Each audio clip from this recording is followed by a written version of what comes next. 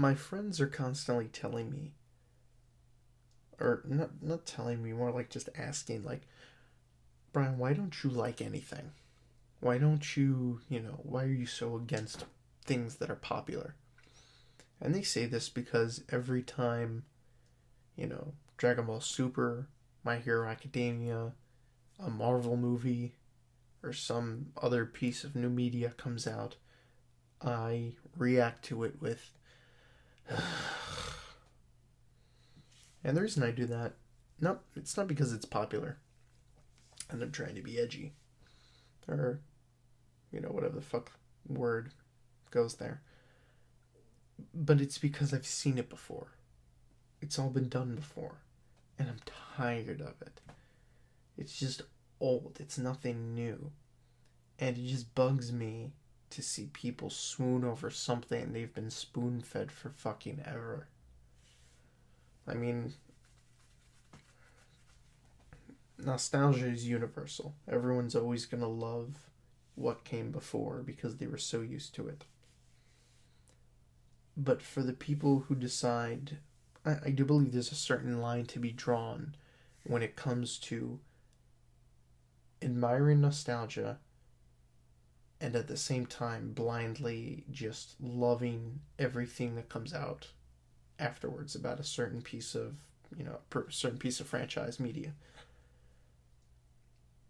For a perfect instance, in my personal opinion, the new Dragon Ball Super is nothing more than an attempt to cash in on the Dragon Ball series, once again repeating the same tournament style of the Cell Saga in the new, Power Tournament of Power, whatever the hell. Only this time on a more global scale. Last time it was just the planet at stake. Now it's the universe. Just raise the stakes by a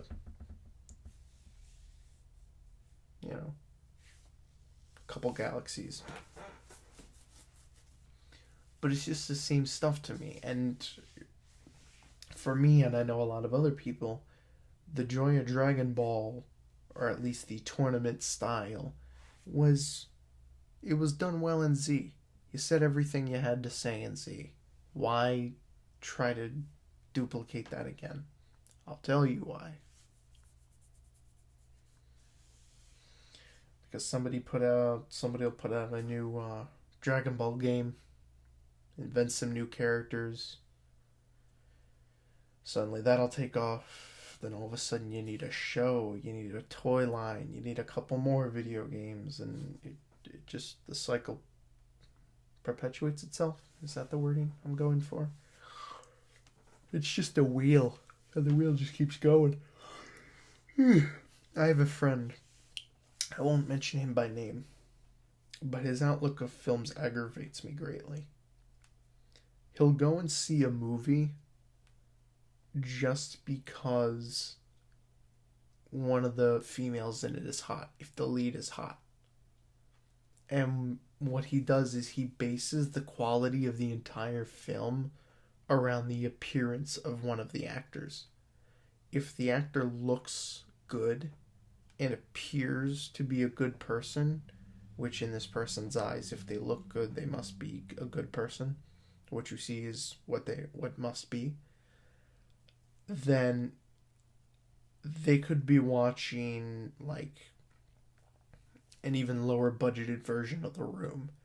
As long as the lead is some hot chick, that's it. It's probably, as far as he's concerned, is the greatest film in the world. And that aggravates me because I know that's us people like that. And it's aggravating because aside from people like that, there are people who just give everything new that comes out the benefit of the doubt. It comes out, and they're like, oh, it's not that bad, and then they sing its praises. And then a couple years pass, and they look back on it, it's like, oh yeah, I secretly knew that was shit the whole time, I just didn't want to stand out and, speak up against it. And to me, that's cowardly. I really... I can't fathom that. The thing is, I can't fathom lying about something so stupid as that. Something so stupid as your opinion on a film because you're afraid how people around you are going to react. Another example, when the Kingdom Hearts franchise came out, I did a little test. Now, I had never seen Kingdom Hearts before, but I loved it. I actually thought this third Kingdom Hearts game actually got me interested in the rest of the series. As convoluted as the story was, this Kingdom Hearts 3 actually looked pretty damn good. And I liked the way everything was worked out. Alas, there was a meme going around. For those of you who don't know what a meme is, explore the internet for a bit and come back. And there was a meme out, and the meme was just, it could be a picture, fucking random picture of something. And wherever on the picture it just said, fuck Kingdom Hearts 3. And it was hilarious because it was obviously made by people who didn't give a shit. It wasn't made by people who hated Kingdom Hearts. It was obviously made by someone who just didn't give a shit and just wanted to stir the pot. Which is what I consider myself, like, a borderline career on social media. That's my job, just stirring the pot. Because in my opinion, if you're stupid enough to believe everything you read, you deserve to wallow in anger and frustration and pop a blood vessel. So what ended up happening was I posted a couple of these things about, Kingdom Hearts and my opinions on it and whatnot. And one of these people who has an obsessively blind devotion to it private messaged me and was like, you know what, I don't think you should really be saying all that stuff online. I don't, you sound, it's not my opinion, but you sound like a fucking idiot. I'm sure there are people out there somewhere who think that you're a fucking idiot for saying like that.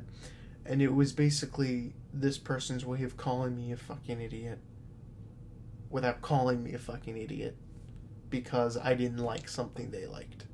And they saw it and they didn't like it, but it was just like an extreme, it was like passive aggressiveness but taken to an extreme I had never seen before, which was kind of interesting. And then as soon as I told the person my honest opinions about Kingdom Hearts 3, they were like, yeah, I knew that the whole time. And like I said, fearing confrontation, as soon as I told them that I actually did like the series and I just posted it to stir the pot, suddenly they acted like they were in on the joke and, all that because they didn't want to be looked at as being a stupid cunt that jumps to conclusions, which they were. And it was just upsetting to know that somebody like that close to me was that susceptible to that they were actually that stupid. But what are you gonna do? And I know there are plenty of people like that. That probably wasn't even like the only case in the world. I'm sure that's happened other times before, whether people have documented it or not. I mean, my whole thing, I have a lot of free time on my hands. And I spend a lot of that time seeing how people around me react to certain things or how people, would do given certain situations. And a lot of the time when I do stuff like that, I'm half surprised by the outcomes, half not. Most of the time I'm able to figure out, oh, this person's going to react to this way because this is what they're like. And they do that.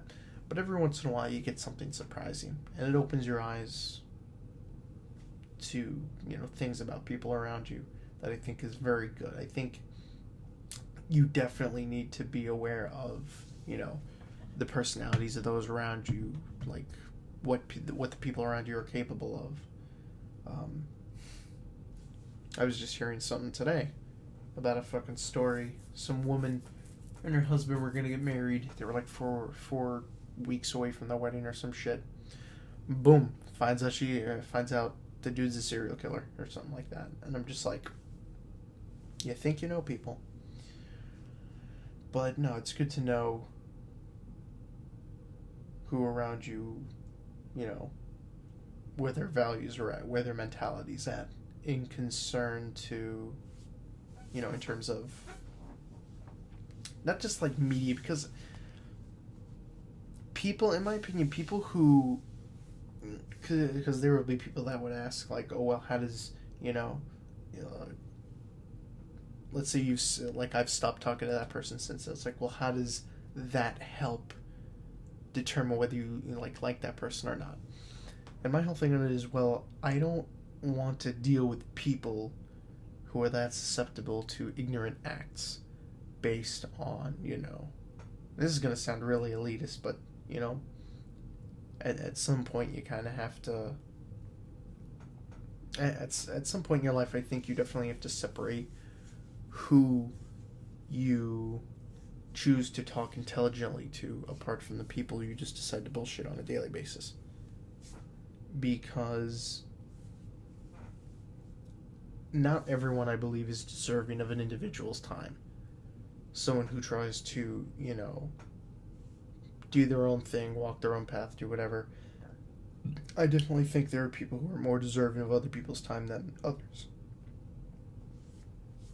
And this was just one of those people that just hears everything they want to hear and hears nothing else. Nothing else of what goes on around them.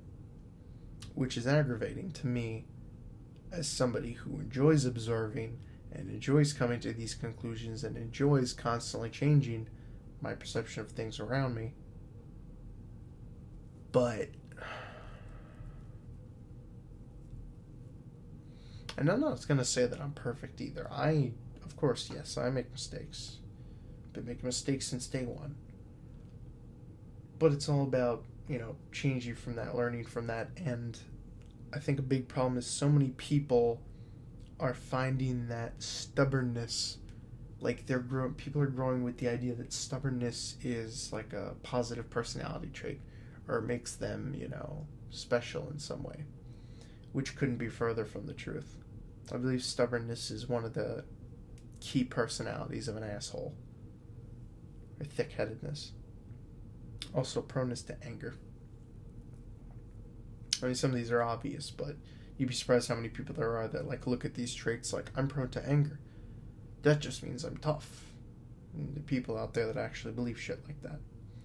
Which is greatly upsetting, but what are you gonna do? But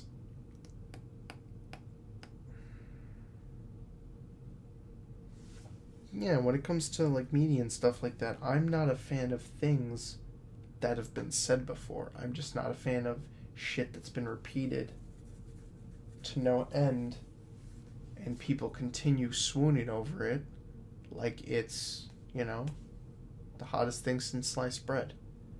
It's just annoying. And people will praise these things over and over and over again. And then the second you don't like it, that's a problem. And then as for my friends who say, well, even when someone's not shoving it down your throat, you constantly down it. And I'm like, yes, it's not necessarily because it's getting shoved down my throat, but mainly because I have to hear about it all the time. And when you have to hear about something all the time, eventually you snap on the subject. Not snap like crazy, just, let's say nobody shuts up about the new, a new film that comes out. And nobody stops talking about it, and it's something you don't like. You've checked it out, you don't like it. And people just keep talking about it constantly, and eventually you find yourself in your bedroom with your head in your pillowcase. You don't want to even see advertisements for the fucking thing anymore. You're so sick of it. But until people experience that for themselves, they don't get that. everyone just thinks, I like it, why shouldn't everyone else? Or, oh, that person doesn't like it, they must be weird. And my whole issue with it is, or my attempt, is to try to get people to see that we are fed on a daily basis when it comes to media. We're just fed the same thing over and over again.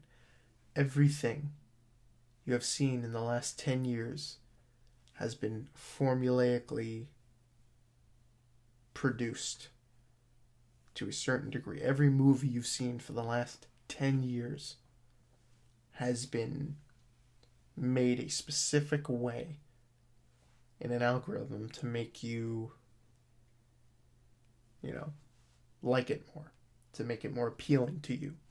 Unfortunately, when you start making things with formulas and algorithms, it takes away the soul of a project. It takes away the soul of art, which music and film used to be before Hollywood decided, you know what, let's just make nothing but rom-coms and action films for the next God knows how many years, and let's make them all the exact same thing.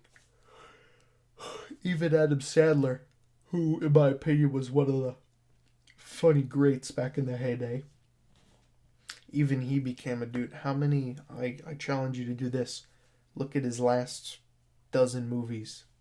Tell me how many of them are about a guy just trying to be a good father, going on a vacation with his kids, and then falling in love on that vacation.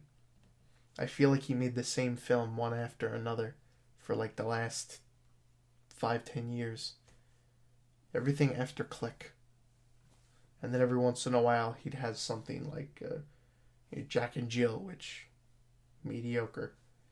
Or That's My Boy. That's My Boy was actually the last Adam Sandler film I actually enjoyed. Why? Because in it he acts like a fucking idiot. It was like a return to his classic acting. That was good. Little Nicky, that was funny. Because he was acting like a man-child. That's his thing. That's what people like him as. Now, whether That's My Boy did well or not, I don't know. If it didn't do well, I would say that it's probably due to people who have been expecting nothing but rom-coms out of him for the last decade. They didn't like it. And all the people that would have watched it didn't go and see it because they figured Adam Sandler was nothing but rom-coms anymore. So, that's my opinion on that. When it comes to action movies don't even try to hide what they are anymore. They're so blatantly the same that they try to turn it into a laughable joke. But it's a joke that I think the fans are not in on. Everyone's in on it except the fans. Which is just upsetting because these are people who dedicate so much of their time to idolizing the people in these movies. Case in point, the Fast and the Furious series, which, how they went from racing cars in the street to racing down militarized vehicles in the Arctic while in underwater submarine chases after them is beyond me. I can't even wrap my head around that. Compare it's funny because you see a movie like Tropic Thunder. Remember the beginning of Tropic Thunder? And in that, they were just, they had all the spoops for the movies. There's a woman with Jack Black and all the fat people, and all they do, it's nothing but fart jokes. And then you have Ben Stiller, and it's a dude with a gun, there's fire everywhere, and he has a baby. And then it's like, and then the sequel, and then the third one, and then he's got 2 guns, and then 2 babies, and everything's ice. It's like that. Like, Hollywood just eventually figured, like, we're not even going to hide what action films are anymore. Action films are basically just, and it's not even that, like, oh, it's a power fantasy, so it's supposed to be the same thing. there are plenty of ways you could write a power fantasy. Like, here's an idea. Why don't we make a supernatural power fantasy not based off an existing property, not starring a teenager? Wouldn't that be interesting? That'd be pretty cool. I don't think we'll do it, though.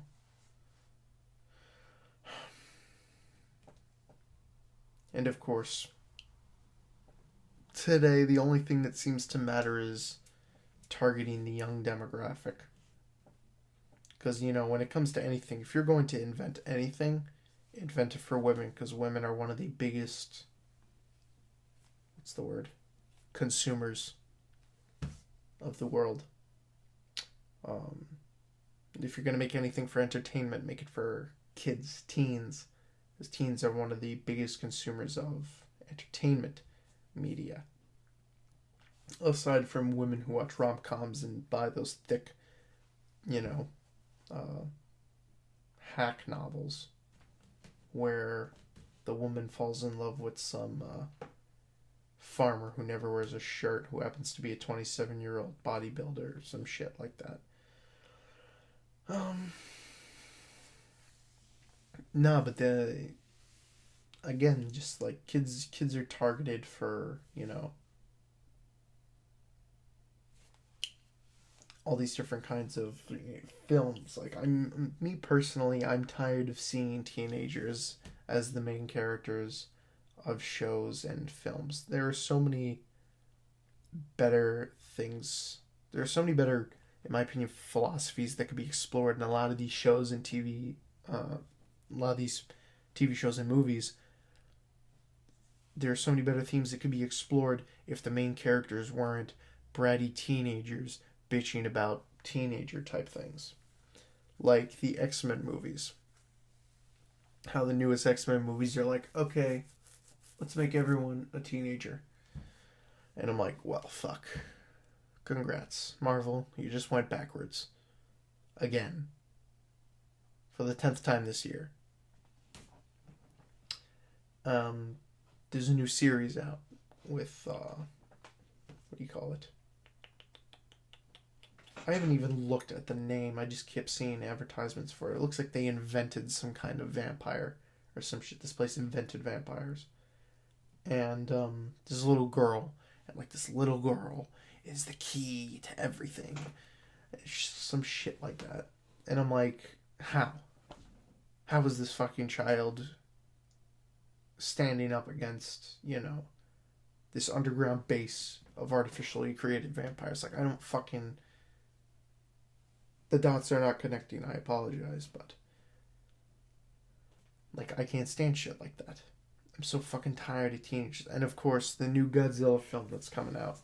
Or if it even came out, because I haven't even been keeping track of it, that's how uninterested I am. Godzilla versus King Ghidorah versus Mothra versus Rodan versus whatever the fuck we're gonna CGI and throw into that film. They're like, well...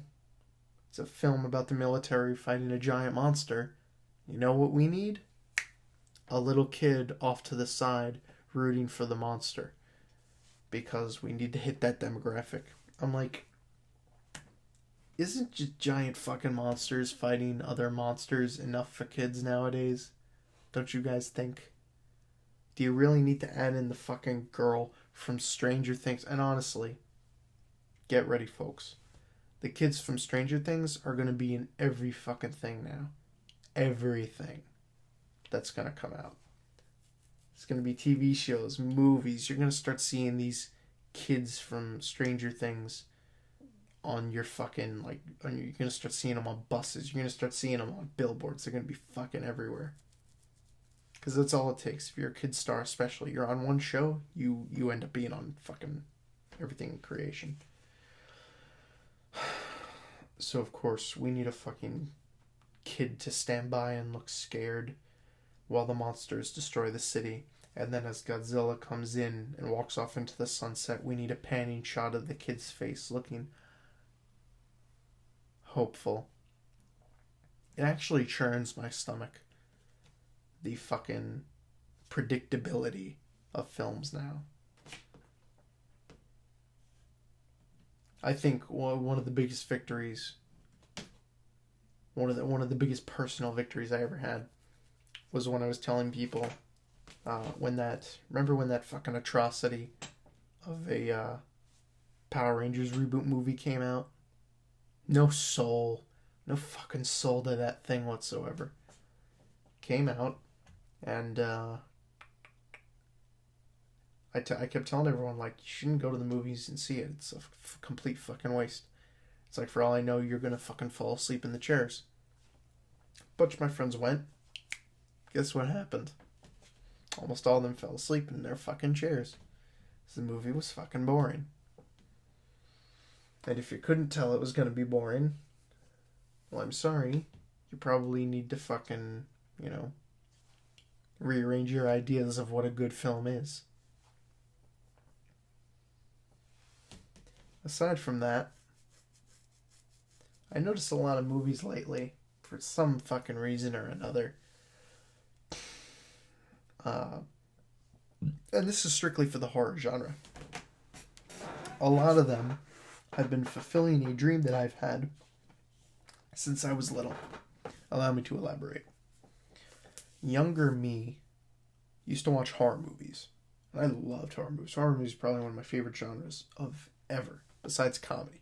It's my two favorite genres, comedy and horror. Why?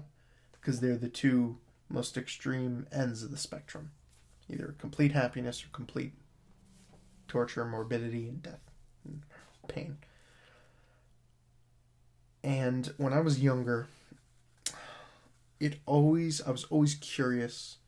I'm like, why doesn't the bad guy ever win? Why doesn't that ever happen? And nowadays, I've been noticing, like with all the horror movies I've seen, it's like we kind of just gave up on the age of heroes when it comes to horror movies.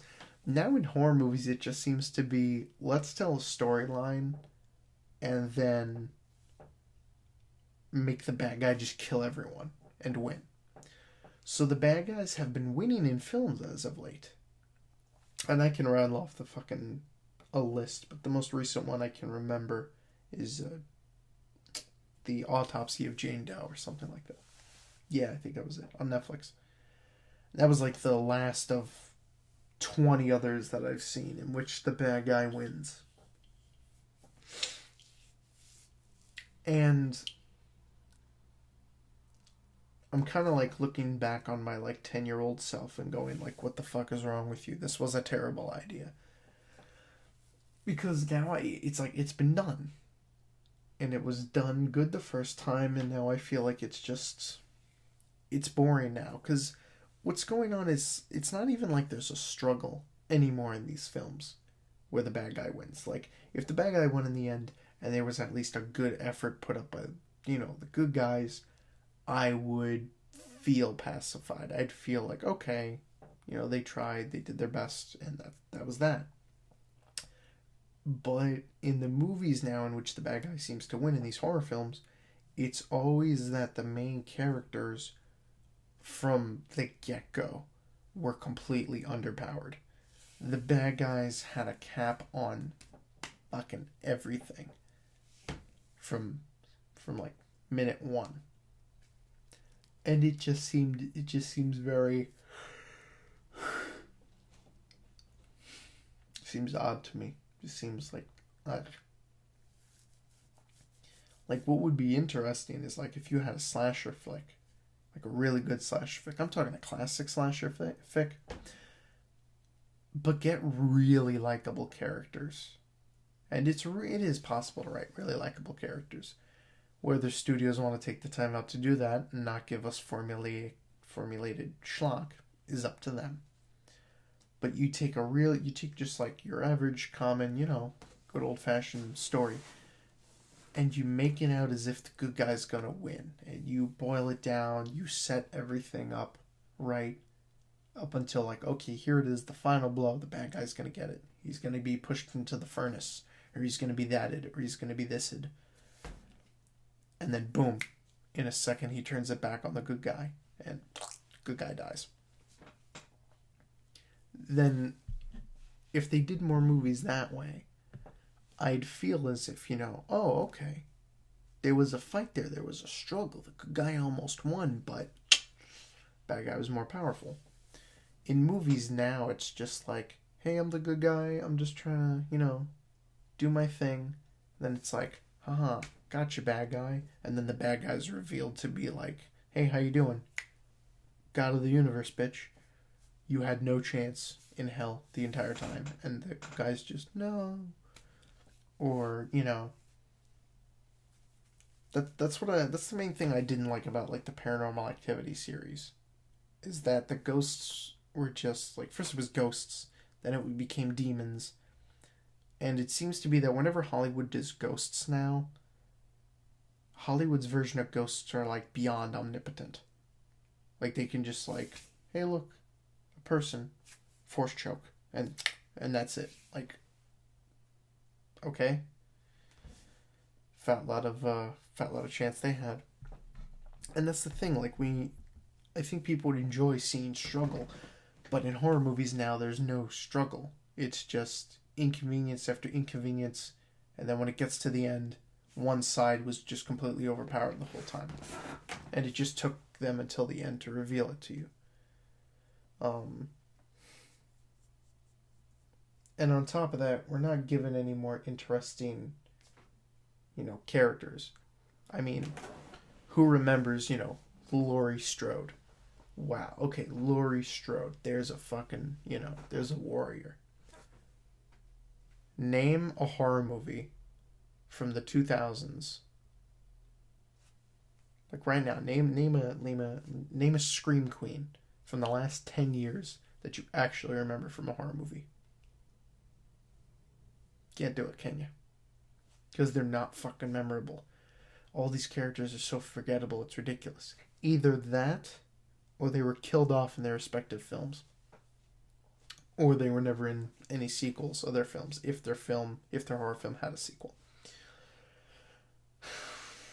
That's my problem with horror nowadays. It's just... And what sucks is all the people that really care about the genre either seem to not have the money or not have the funding to back up the nothing to actually produce horror that they believe that the true fans of horror would actually like.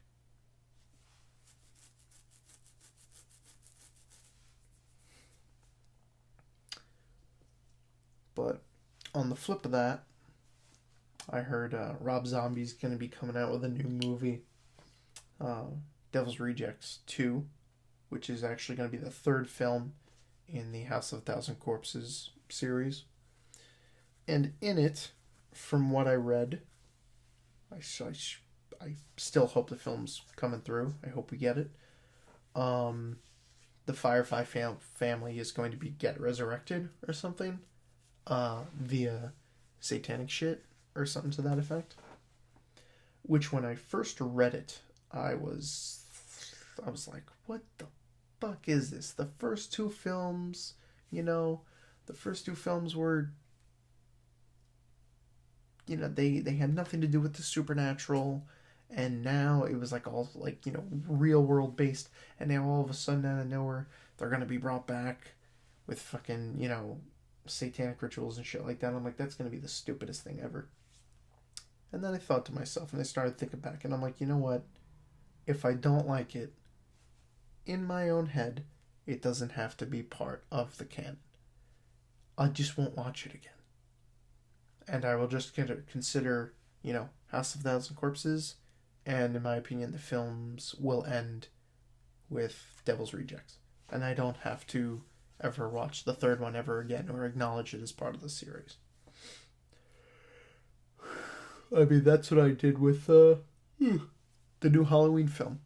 I saw the new Halloween film. I have no interest in seeing it again. I don't think it's a good round off to the first one. If anything, I like the fucking last 9 ones, even though they were shit.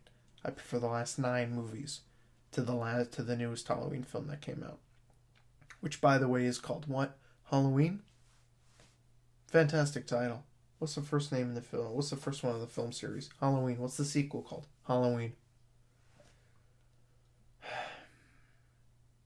It just really makes me fucking wonder what are the people in Hollywood, what are these people actually thinking half the time? Like, did they not listen? Did they not hear the fans speak? And I think the fact of the matter is they don't. I honestly don't think they give a shit. Just as long as they make, some money off of it. That's all that really matters.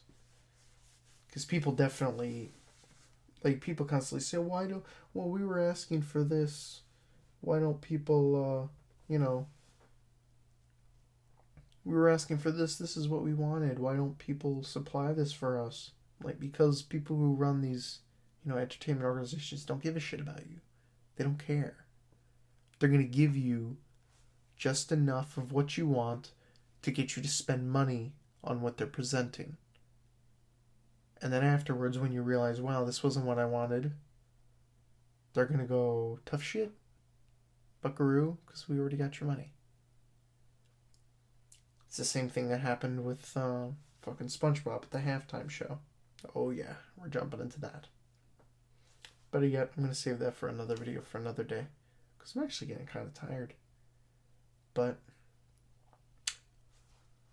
those are my opinions, so bye. And let me know what you think in the comment section below. And I'll see you later. Adios.